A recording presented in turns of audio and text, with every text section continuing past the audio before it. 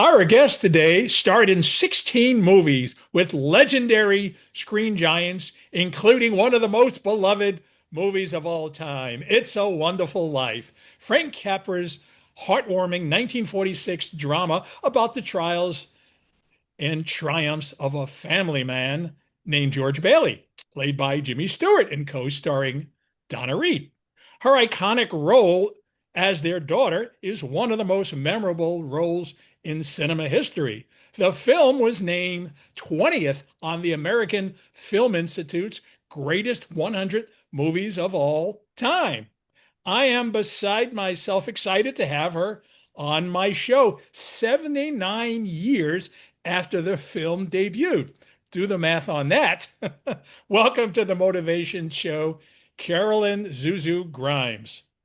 Thank you for having me. Yes, thank you. I'm blessed to still be alive, right? Aren't we all these days? You're doing good, I can tell you that. And you're looking good. What's the I'm having a secret? lot of fun. What are you doing right? What can we learn from you? Uh, I don't know, positive attitude. That's a good start.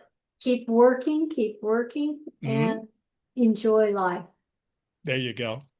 Absolutely. You know, they say that people who retire end up, unfortunately, passing away a lot quicker than those who stay active, even into their golden years. So, Right. I'm in and my golden years. yeah. So tell me, what is it like to actually be famous and adored by millions? Oh, I don't feel like I'm famous. I was in this wonderful movie that's a part of American history, film history now. And I just feel really fortunate that I'm able to share the messages from that film with so many people who need it today. Well, I'll tell you why you are famous, because when I was reading the papers last week, your name came up because they do like recent birthdays and they do Oh, today's birthday, and your birthday popped up. And guess what? You know who else is has the same birthday as you do? is it you? Moi. See Aha! that? I knew there's a reason why you and I get along pretty well. You know? How's that for synchronicity, huh? That's pretty good. We're both July 4th birthdays, right? Can't Yes, can't get better than that day, right? no, you can. I say that I was born in Hollywood Hospital in Hollywood, and I came out with a bang. Well, I'm not allowed to say, women's ages, but the movie debuted 79 years ago and you were 6 years old in the movie, but I won't say your age. Oh, I'm 85. I've learned to live with that. If you can't accept your age, yeah, it's part of life. You should be proud of it. Absolutely. So, I'd like to kind of get back to when you were a very young puppy, back way, way, way back from your first acting part at the age of 4. Tell us a little bit about that. Well, which one were you referring to? Do you know Well, the movie? how did you start? Tell us. What was the first role? My first role was That Night with You. And my mother was a stage mom. I was an only child, and she decided she wanted me to be in movies. So she gave me every lesson possible, singing, dancing, elocution, diction, everything. And then she took me to see an agent. At the time, it was Lola Moore. She handled most of the kids in Hollywood during that time. So she liked me and she sent me on interviews and I got a part, by golly. And so it was really a lovely part. And I played an orphan, little orphan. And of course, there's a Christmas tree involved. And I broke an ornament and the other kids were mad at me because they thought they were going to send us back to the orphanage instead of having this lovely Christmas Eve dinner. And it was a cute movie. It was good. And where did you grow up? I grew up in Hollywood. Okay. That's is certainly a good head start, right? Good place to be for movies. Well, if that's what my mother wanted me to do, it is. Yeah, so tell us, uh, obviously your mother put a lot of energy and time into you. How instrumental was your mother in uh, having you, take all these kinds of lessons and showing you how to act, sing, and dance. Well, I think if she hadn't, I would just be normal, ordinary kid that grew up. But she wanted more than that for me, so she invested her time. She didn't work, so she had plenty of time to be able to create the person that she wanted me to be. So when you got this role in this little film called It's a Wonderful Life, how many kids actually auditioned for it? How did you beat everybody out? Well, when I went for my interview, usually you just interview with the casting director.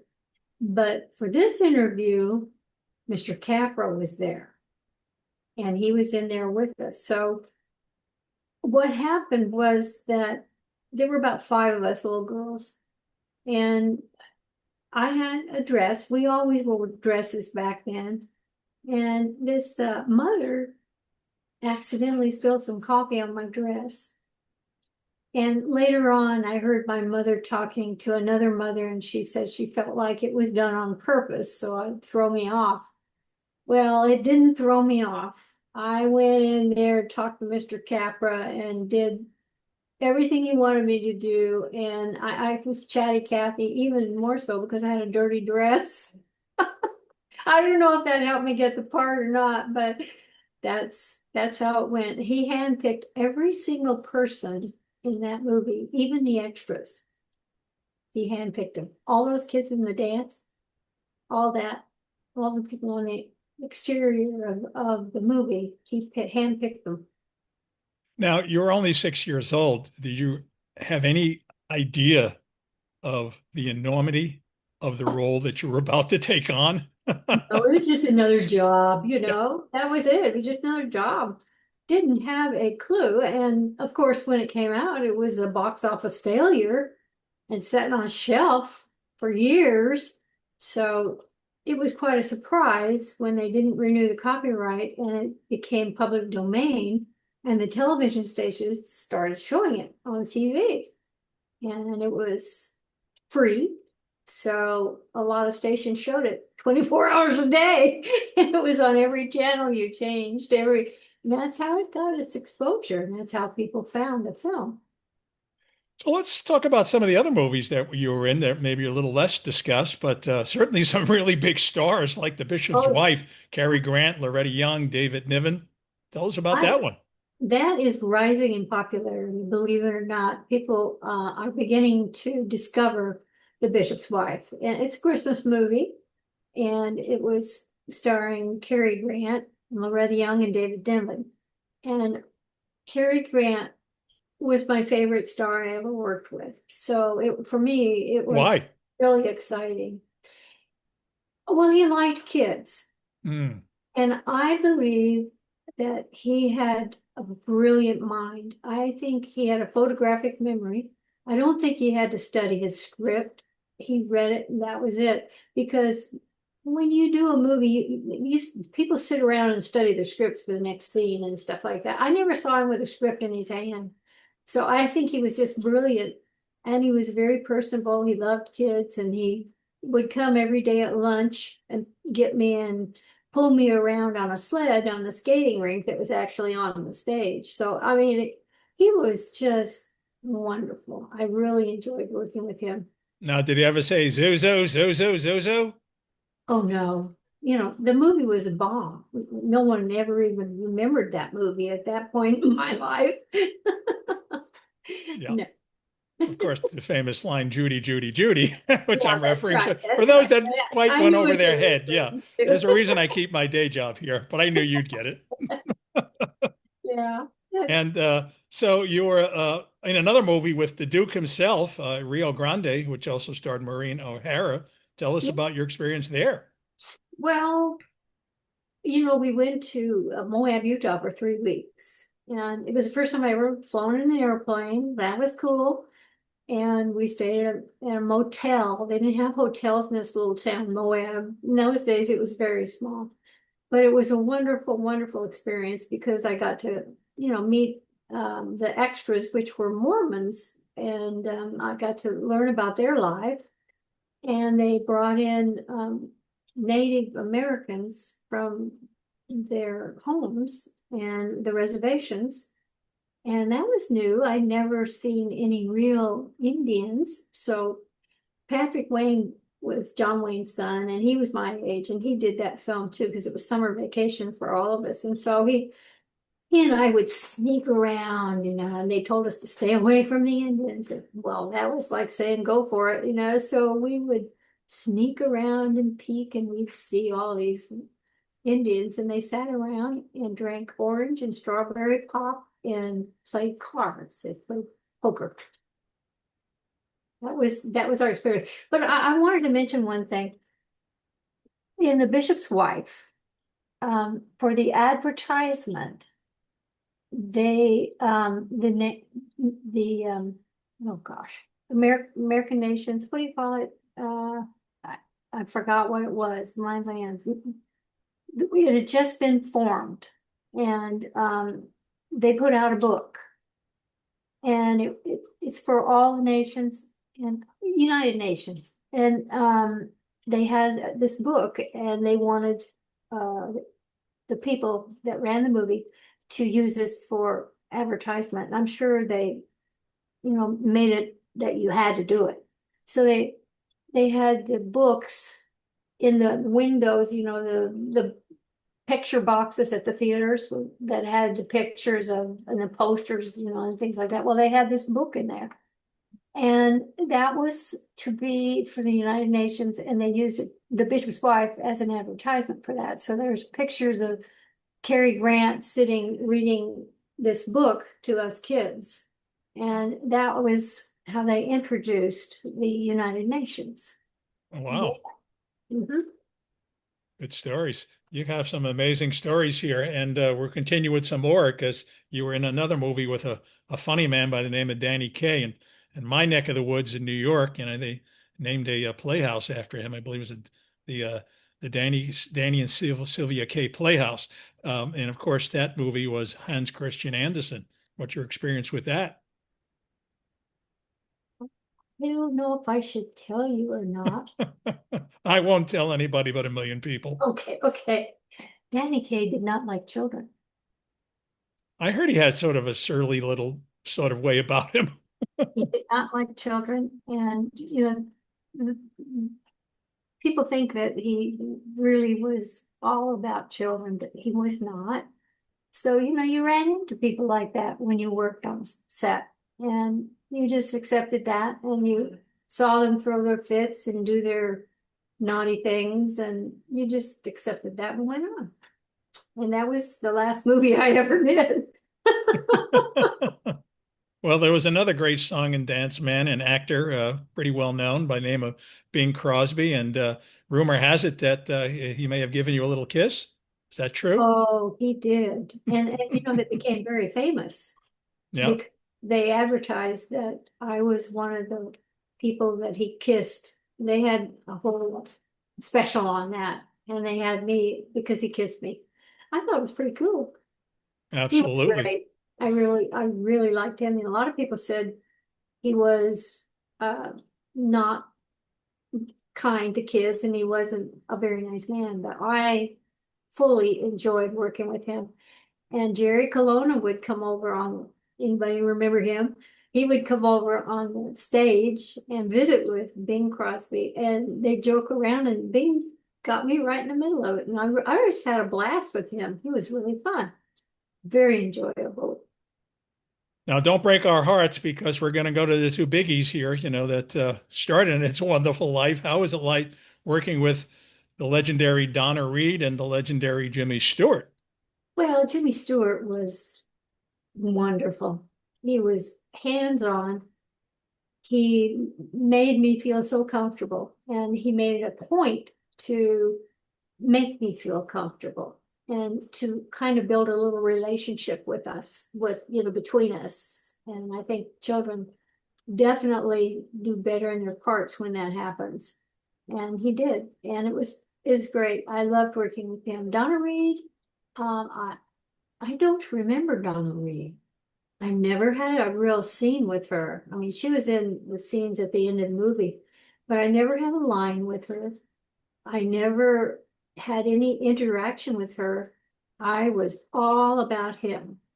And he was my sole focus. I was focused on him throughout the whole movie. So I don't remember Donna Reed, but I remember a lot of the other stars that were there. And they were like Mr. Potter. He was really a nice man. And he came off as a real mean man, but he wasn't. Isn't that interesting how, people play these roles and they be often in the opposite of what you see on the Exactly. actual role? Like Yeah. Margaret Hamilton, she was the Wicked Witch, Oh, yeah. but She you was a know, sweetheart. Yeah. that's how it often works, right? So how old were you when you actually saw the film itself, It's a Wonderful Life? Oh, I went to the premiere, but I fell asleep. So I never really Like a saw good the kid film should. until I was quite a bit older. I was an adult before I saw the movie. Wow, And interesting. well, it wasn't popular, it wasn't a hit, and it really I didn't see it till it came on television. And when it did, then I saw it. And I thought it was a great film, but that was the end of it. I didn't do anything else. So a few years later, after I had a few kids and had, um, you know, quite a bit of miles on me, so to speak, I got the opportunity to be reunited with the Bailey kids on a Target tour for Christmas. And the Christmas was their theme in the stores that year. About how many years later would you say? It was in 1993. Oh, okay. Mm-hmm. And so they reunited the Bailey kids, and that was the first time we'd seen each other since we made the film. I Wow. had become friends with Janie and with Jimmy Hawkins, who played Tommy. We were friends, but we'd only talked to each other on the phone. We had never seen each other again. And it was just a lot of fun to be with them and travel with them. And I mean, it's created a wonderful friendship for all of us. And we're very close. That's a great story to hear. It's interesting because when you make a film, it happens, I guess, in a couple of months, but it lives forever. So people just automatically assume that everybody is like connected to every single person in the film and had a lot to do with everybody in the film. But as you said, even in Donna Reed's case, she was your mother in the film, but she wasn't really interacting with you. She didn't have the parts with you like Jimmy No. Stewart did. So Mm. it is interesting that you still have some of those great relationships for so many decades later. It's really a wonderful story to hear. So Yeah. tell us about I got reunited with Mr. Stewart yeah, too. tell us about that. And when did that happen? That was in 89. Uh, Wow. he was getting a special award in New York, and he told me about it, and he said, "You want to come and join me?" And I said, "Sure, I'd love to." So I got an airline ticket. I was out of town at the time, but I busted myself to get back to where my airplane would be, and I got on the plane, and it was remarkable. But I made it to New York to his hotel, and we had a lovely weekend. It was great. Oh, that's Gloria was with him, and it was really fun. And I met a lot of the old ones, like the stars that got awards and that had worked with him. So it was really kind of cool. that's kind of cool because my math tells me that you were now like 59 when you reunited with him, but he only saw you when you were 6. That's So, right. yep, Yeah. quite an experience there. So, how did your life change after the death of your parents and after working on all those films? What happened when you became orphaned at the age of 14 and had to leave your acting behind? Well, my mother got sick after the bishop's wife. And so you need pushy parents to get you out there and Mhm. make you work. And, Brooke Shields' mom did a good job there. Getting her out there, right? Yeah, it's something that the mother has to do. And so when she got sick, my dad was the manager of a Safeway store, and he never really approved of the movie industry, and he really didn't push me to do anything. He took me to one a little commercial I did, but he'd have to pay somebody to take me for an interview. And then if I got the part, he'd have to pay them to be on the set with me, because you have to have a guardian with you on the set the whole time you make the film. And for him, it was just not really worth doing that. So he didn't push it. And I, of course, had discovered boys. So I didn't really push it either. And then when she died, a year later, my father got killed in a car accident, and not having any family in LA at all, the court decided to ship me. He didn't leave a will, and the court decided to ship me to a little town in Missouri. And that was where my father's brother lived. He was my uncle. And that's where I ended up, in a little town of 900 people. And there were like 20 people in my high school class. And I've been going to LA High. You can imagine what a culture shock that was. But I went through a lot of angst with my aunt, because she was a very mean lady. But you know what? In this little town, the whole town knew that she was not a nice person. And they rallied around me. The merchants, my teachers, they gave me so much attention and so much love that I owe that town. And I will never forget how they treated me and gave me the confidence that I needed to get through life, truly. Well, that sounds like a sister film to It's a Wonderful Life right there, you know? They were wonderful. I will never forget it. Never. So you did all 16 films in a pretty short period of time. Do you have any regrets about not doing more films? I mean, what are your thoughts about the film industry in general? Well, I believe in God. And I believe Good start. God had a message for me, Mm. and it was get out of that Sin City and get in a small town and learn what real people are all about. Because in California and Los Angeles, in the show business industry, people use you, they take advantage of you. I mean, it's not like other places in the world. And I've been all over the world, and it's not like that.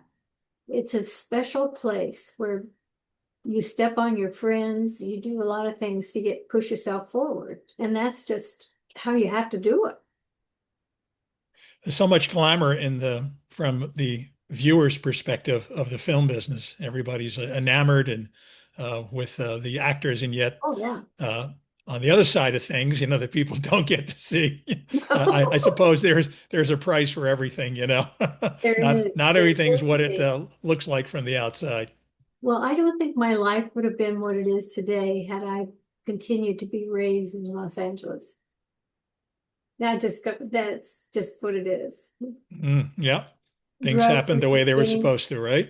it did. Drugs were just, marijuana was just coming on the scene, Mm. left, and things like that. And I think I probably would have fallen in a hole. So I think it was meant to be that I was to get out of that whole place that I was in. So I understand next year is a pretty big year, something I think you're very excited about. I'm even excited I about it. And am. here's the 80th Oh, anniversary yeah.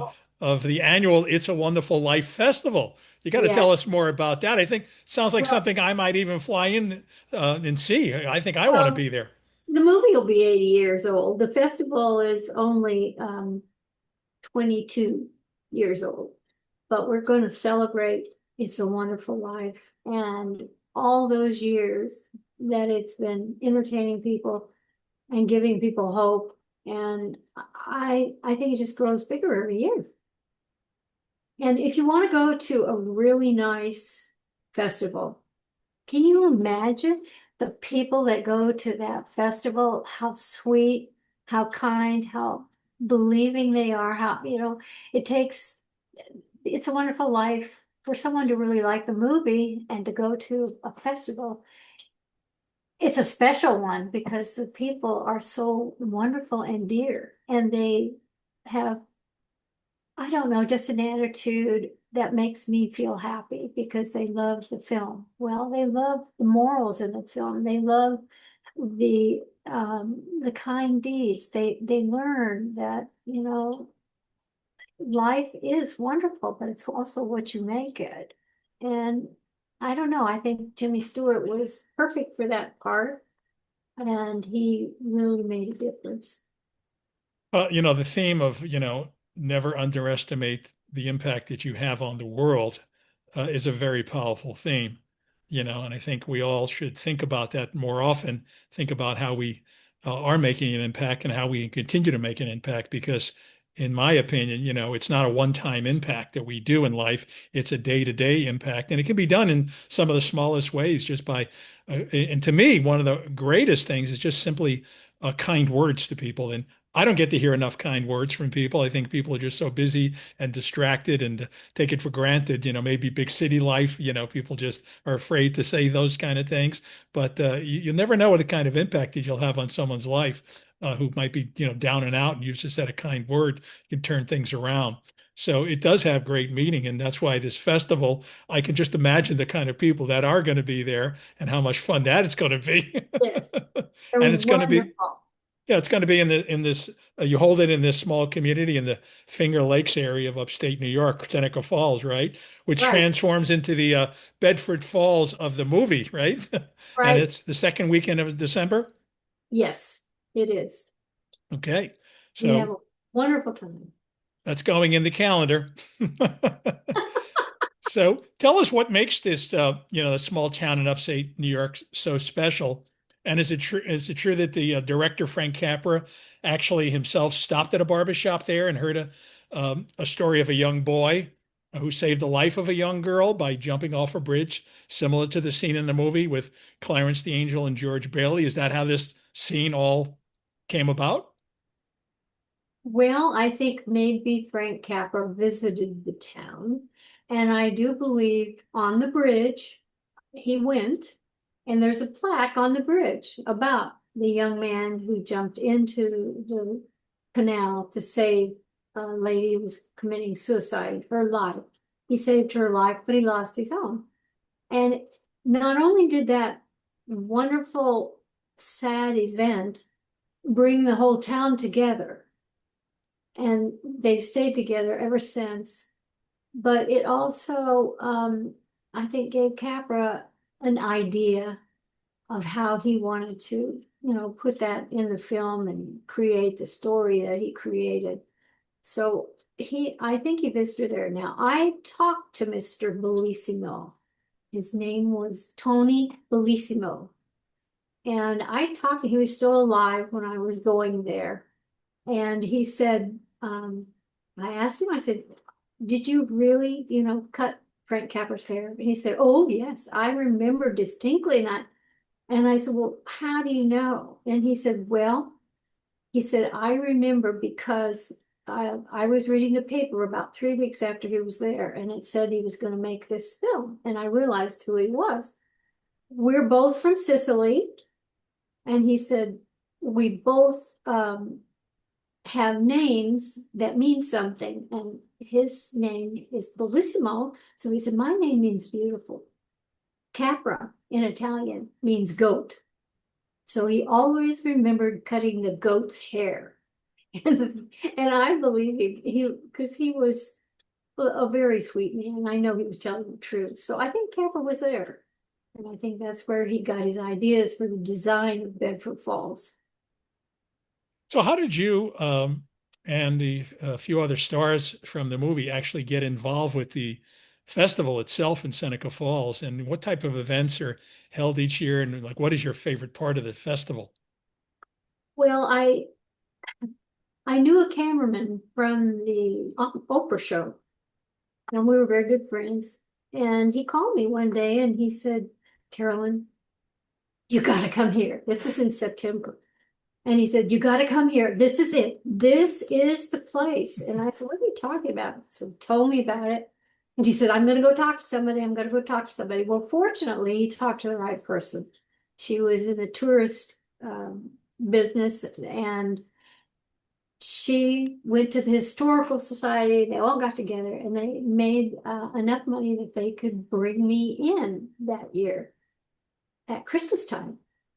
And so I remember so well walking into that town. It was snowing and it was quiet, and the bridge was all lit up with angels. There were angels all lining the street, you know, angel lights. It was lovely. And it was so quiet, there wasn't a soul around. And I walked into that on that street, and I said, this is the place. I know it. This is it. And so I thought it was wonderful that I got the opportunity to go there. And that's how it all started. And when I got home, I called my friend, the cameraman from Oprah Show. His name was Joe 𝐄 and I called him, and his wife answered, and she said, Joe died. He had pancreatic cancer, and he left us before he knew that you were going to be at the festival. And I was sorry that I couldn't share that with him, because he didn't know it at the time, that when he talked to me that he had it. But he gave me a wonderful gift, because I don't think that would have ever happened if I hadn't gone there and made it happen. So every year after that, there was a little bigger celebration and then another bigger celebration. And it just soon became something wonderful. And then in 2010, they opened a museum. And that was the start of a permanent situation. So now we're getting another museum built. It was a temporary one. Now we're getting a brand new one built that's really going to be something. So hopefully it'll be done by the year after next. So it'll be for the anniversary of the film. That'll be great. I can kill two birds with one stone. Be at the festival and see the new museum there. That'll be wonderful. So I'm sure you're asked this probably more times than you can count about your famous line from the movie. I'm curious how often you do get asked, and I wonder if you'll indulge us and share your famous line from It's a Wonderful Life, as it's just such a classic and one I know everybody will enjoy. Yes, I get asked this an awful lot, but I don't mind because I love it and I believe in it. Daddy, teacher says every time a bell rings, an angel gets his wings. Oh my, I'm getting goosebumps just hearing that. Well, I believe it. Absolutely. I have a lot of bells. Oh yeah, And you got a bell people collection? give me a lot of bells. I bet you. Yeah, people must give you tons of that. I'm sure of that. So how did the name Zuzu actually evolve, and like how did it get into the Well, movie It's a Wonderful Life? there was a product made called Zuzu's Ginger Snaps, made by the National Biscuit Company, which today is Nabisco. It was so it was a very popular cookie, and I think that when he runs up the stairs and he's so happy to see his little girl, I come out my door and Daddy, Daddy, and he says Zuzu, my little ginger snap. So I was named after a cookie. There you go. Not a bad name. I tell you, that's a name that's very memorable. That's what's great about that. Maybe the most memorable child name in cinema history. So why do they say hot dog in It's a Wonderful Life? Because they don't say that anymore. Well, they used to back then. You know, it was something they said back in the day. Just a popular saying. You know, a lot of things like that dance, the school dance. I mean, the whole thing was just back in the day. And the the kids who danced at the dance, their leader was one of the original Musketeer, or no, what the Wizard of Oz, those kids. What were they called? The The kids, Munchkins? the Munchkins. She was an original Munchkin. Wow. She wasn't a small person, but she had a dancing group. So they were just kids. She grew up and she became a dance teacher, and she came to the set. Capra hired her, and she was there to teach the kids the Charleston. And I've met her. She's still alive. Her name is Priscilla. And she actually is the first one to jump in the pool. And she told me that she had like a beaded dress on. And she said, I had no idea when I jumped in the pool that the beads were so heavy, it pulled her and the dress down to where she couldn't even paddle because it was pulling her down. So the other kids saw what was happening, came over and supported her until the shooting was over. And then they took her over the ladder and they had to pull her out. So she'll always remember that, I think. And she got $50 extra put on her check. Speaking of another famous kid, wasn't there somebody by the name of Carl Switzer that was in that scene? Oh, yes, indeed. I don't know why he doesn't get talked about more often. He was pretty famous as the Little Rascals there. Yes, it was. It was Yeah. indeed. And Alfalfa. he's the one that turned the key that Yeah, opened the pool. So he had a place in history. absolutely. So knowing the original film was, of course, black and white, as all the films were of the day, how did you feel when they actually re-released it as a colorized version? I liked it. I like it. I do watch it because black and white is limited as what you can see in the background. In color, you see much, much more in the background, and you get a better feel, I think, for the film because you see things that you didn't see in the black and white version. So I can do either one. Most of the theaters that I go to and make appearances show the black and white, but I can do the color quite well because you do see a lot more. Well, I know you have a podcast because I was fortunate to have a firsthand experience, and I was a guest there myself. I really had a great time. I was there, and you and your husband, Chris Brunel, had interviewed me. So tell us about your podcast, Zuzu All Grown Up. Well, we started it, and we feel like that you need to bring people together, and you need to concentrate on the positive things that people do in the world. So we thought, let's interview people who make a difference and who follow It's a Wonderful Life and understand the meaning behind it. And that's what it's been. We interview the most wonderful people ever. And there are a lot of charities. There are people that, yeah, there was a kid that when he was 6 years old, he started worrying about water in Africa. There wasn't enough water for the various communities. They had to walk miles to carry water to their villages. It got him. He just worried about that until he became an adult. And after he became an adult, he did something about it. To this day, he has made it possible for many, many communities in Africa to have water. He started a company, and that's what he does with his life. There's so many wonderful people I've met through the podcast, including you. Oh, thank you. It was such a joy being on it. How do people hear this podcast? You're on all the Spotify's and iHeartRadios, and where else can we hear you? Um, I think it's, I Pretty much really all don't, the podcast platforms, right? it is. Yes, I exactly. don't really. Okay. Yeah, I Apple set it up. Podcast. I let somebody else do that for me. I don't blame you. So, in ending the show, would you change anything about your life if you could? And what would you advise someone trying to break into the acting business or do something else very special? How would you inspire them? I'd say don't do it. You sacrifice your morals, you sacrifice a good part of your life. I don't think being in the movies is anything great today.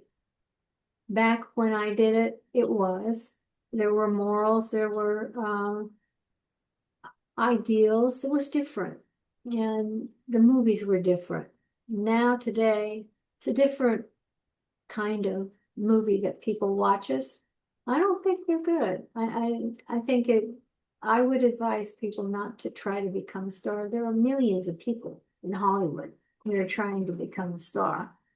You have to have an inside goal or something in order to really go up the ladder. But I'm not sure that's a ladder that I think most people should climb. It seems today that most of the movies are shock movies. They're horror movies and things like Oh, that, or kill them yeah. and shoot them up. And there's very little Wizard of Ours and It's a Wonderful Life. It seems once in a blue moon they show up out of nowhere, but few and far between. I like the old movies. No, no, not at all. Yeah. It's very sad. I think some of the Western TV shows they have now are kind of good. I like them, but most of the stuff they put out today is just sensationalism. It's how can we shock them? So I'd like to share with the listeners here and people who are watching this some of the ways in which they could learn more about all the wonderful things in your life. Like you talked about the It's a Wonderful Life Museum. People can go on itsawonderfullifemuseum.com and then the Real Bedford Falls event site for the 80th anniversary, the realbedfordfalls.com. And I understand there is something that I may even want to participate in because I'm a runner. I understand there's a Oh, 5K festival race. It's a wonderful run 5K.com. So that's going to be fun. And I understand you've got some items that people can kind of buy as souvenirs from you.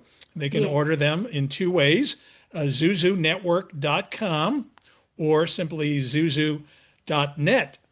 And in closing the show, anything else you'd like to share with our audience today, Karolyn? Well, I want to tell you about that race. Oh my gosh, you got to do it. Please do, because I'm a 5K runner. I used to be People, a marathon runner, but these old legs can only take me about 5K now, so it's perfect. well, this kind of race is different. It's not dog eat dog. It's not that kind of race. There is the front line, and maybe there's 20 people that are really into the race and want to win it. But after that, oh my gosh, it's people with Christmas lights all over their body. They're dressed up like a Frosty the Snowman, and they've got kids, dogs, strollers, and everything. It's absolutely wonderful. And there's usually about 3,000 that come across that bridge. I start the race and I get to see each and every one of them. So it's a real thrill for me. Is there like a Stardust pistol? Yeah. Really? Wow. No, no, no. I say every time a bell rings, an angel gets his Oh, wings. wow. What? Oh, I gotta be there. I'm in. You It's got a good me. one. It's a good one. Well, Karolyn Grimes, you are a national treasure, and I want to thank you for being on our show today. Thank you very much for having me.